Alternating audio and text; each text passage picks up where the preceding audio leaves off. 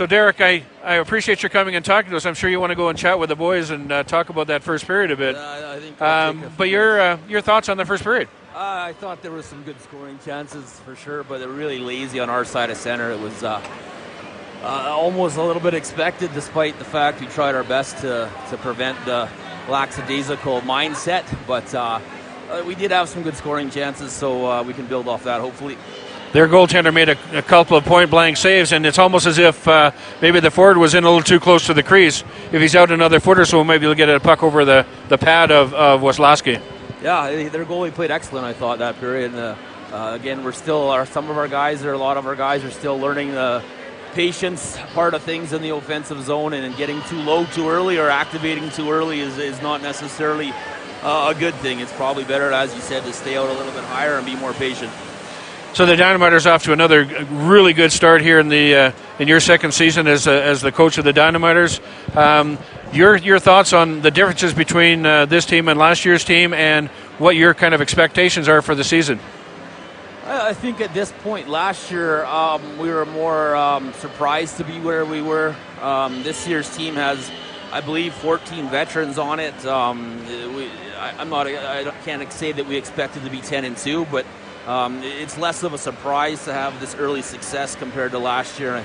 I think with the makeup of the team, the defensemen last year were definitely probably our weak point at the start of the year. Whereas this year, with 7 of the 8 of them being, or 6 of the 8 of them being veterans, and 3 of them being 20-year-olds, and guys like Van Steinberg, who's only 19 still, but is clearly one of the best players in the league when he's going. It's a relief to have a good, solid defense core. Well, your goaltending's pretty solid as well, with Cody Campbell coming back and Adam Anderson playing tonight.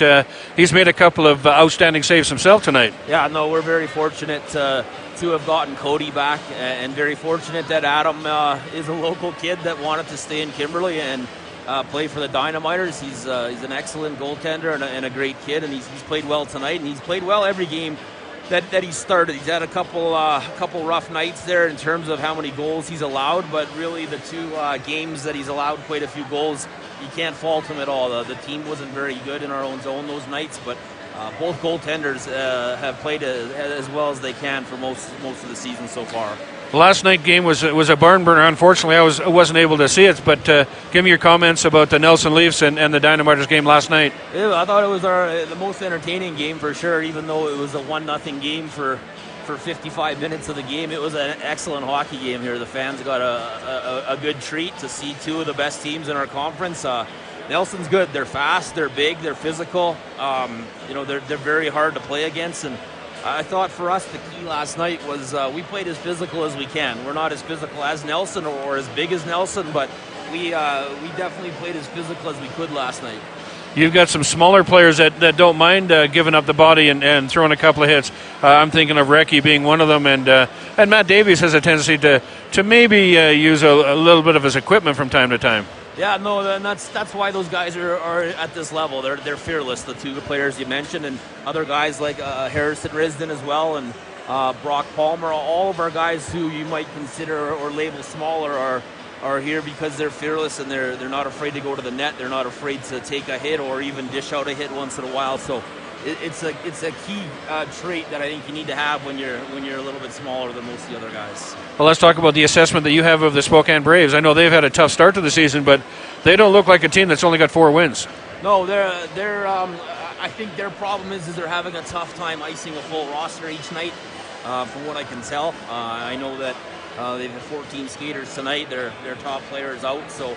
I think we played them with a full lineup down in Spokane, and they work hard. They make you earn everything. It's definitely not a free night, and hopefully this first period our players have learned that. But they're hard to play against. They work hard, and I'll give them credit. I mean, even when they were down, we had them down, I think 6-2 in Spokane. They were still going hard, so they're not an easy team to play against.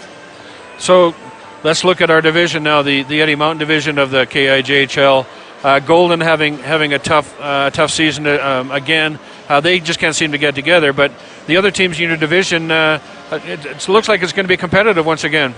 Yeah, it should be. I can't, unfortunately, really comment on Creston or Fernie because we haven't played them yet. But Yeah, Golden seems to be struggling right now. Who knows, that might change, but for us, the thing I've noticed is Columbia Valley is much improved from when the last time we saw them last year. So they're big, they're strong, they work hard, and their power play has been pretty good against us. So I wouldn't be surprised to see them in the top 3 or even in the top 2 come the end of the year in our division.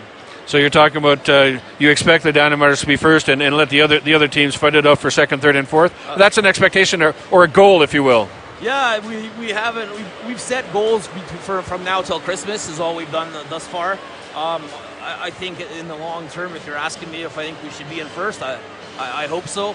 We have a 9-point lead right now, but it's still early, and like I said, we have 16 games against Nelson or against Fernie and Creston still, so it's definitely not out of reach. And our goal at Christmas is to be in first place in our division, and that's kind of what we're focused on right now. And then go to the playoffs and hopefully go to the Cyclone Taylor Cup once again.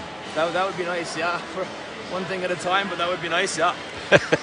So, looking at you as the coach of the Dynamiters, I know you're thrilled to be here.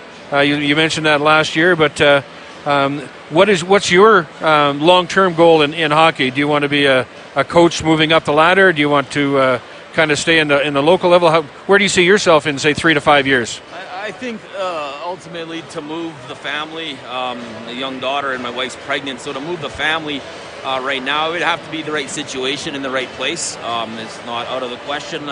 At the same time, it's the early part of the season, and I'm not actively looking, and I haven't been contacted by anyone. So right. We're more than happy to be in Kimberley and more than happy to be a part of this organization. So let's assume you're going to stay here for the next year or two, and you have some success with the Dynamiters, which I'm sure this year's going to be, and next year, who knows. But long term, do you want to stay in hockey for your rest of your career? Yeah, I think so. I think that's probably where I'm. I don't want to say I'm stuck in there right now, but that's probably what it looks like from this point on. I enjoy it. I really like dealing with the young kids, and I find it pretty refreshing at this level. There's not too many egos. Most of the kids want to either move on or they're here because they're local kids and they love playing for the Dynamiters, and it's right. their dream. So I think maybe in the future, if I can move up and move on, if it's the right situation, I definitely would have to look at it, but it's going to be pretty tough to get us out of this town. We love it here. Fantasy, 10, 15 years from now, are you in the NHL? Fantasy.